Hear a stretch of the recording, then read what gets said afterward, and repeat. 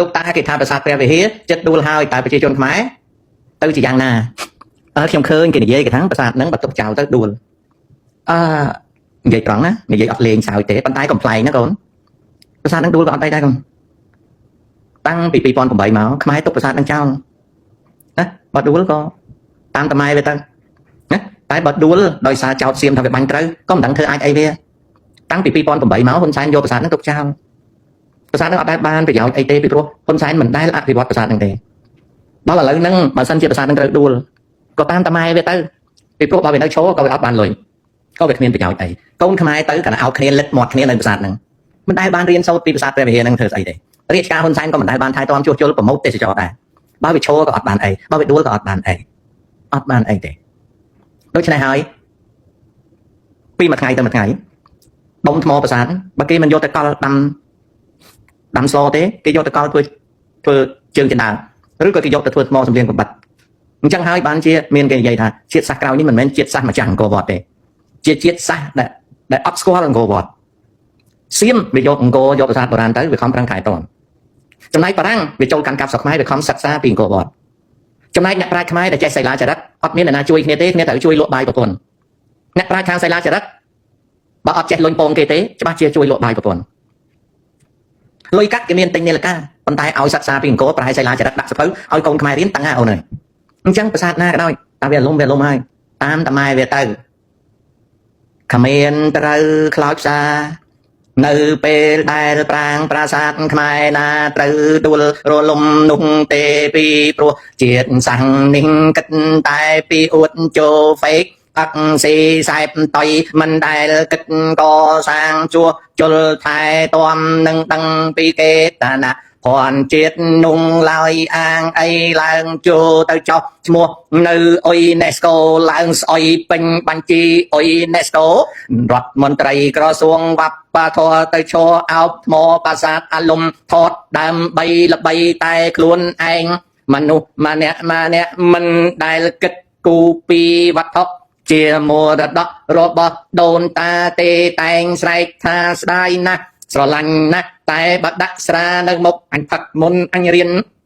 សីលាចារឹកបើដាក់តាដួយនៅមុខអញតុយសិនមុនអញសិក្សាពីសីលាចារឹកបើអញនិយាយដើមគ្នាអញដាក់ក្តិតសំអុយអង្គុយនិយាយដើមគ្នាមុនអញសិក្សាពីសីលាចារឹកបើអញខ្វេះគ្នាបានលឹកមាត់គ្នាបានអញមិនចេះខ្មាស់អ្នកដូនអ្នកតាប្រាង្គប្រាសាទអញឡើយនៅពេលដែលអញនិយាយថាស្រឡាញ់ជាតិទឹកដីយ៉ាងណាក៏អញមិនខំរៀនសិក្សាអញចូលចិត្តជីវិតជាបាតផ្សាលេះលោះហាចាយលុយចោលផ្ទះអញគ្មានសៀវភៅមួយក្បាលទុកក្នុងបណ្ណាល័យអីឡើយបើដើរអួតអាងគេទៅអញពូកែហើយអញចូលចិត្តមក drama ក្នុង social media អាហ្នឹងអញ្ចឹងឥឡូវពិតមិនពិតមុននឹងជេរខ្ញុំពិតមិនពិតពិតមិនពិតពិតឬមិនពិតពិតឬមិនពិតអតនេទាគ្នាបើដេកតុយគ្នាគឺមិនចេះស្កប់ស្កល់សោះឡើយអតនេទាគ្នាបើនិយាយដើមគ្នាមិនចេះស្កប់ស្កល់សោះឡើយអតនេទានាបើវាយក្បាលគ្នាចាត់ទុកថាជាអំណាចហឺហាអតនេទានាបើទិញរបស់គេមកទំពាអត់ចេះនឿយណាយអតនេទានាបើគេវាយក្បាលច្រើនគ្នាអោនក្បាលគោរពគេគ្រប់កន្លែងផ្លិចម៉ែផ្លិចឪអស់ហើយតោះឆ្លើយតទៀតថ្ងៃនេះសូត្រធម៌ច្រើនមេណាអូខេណា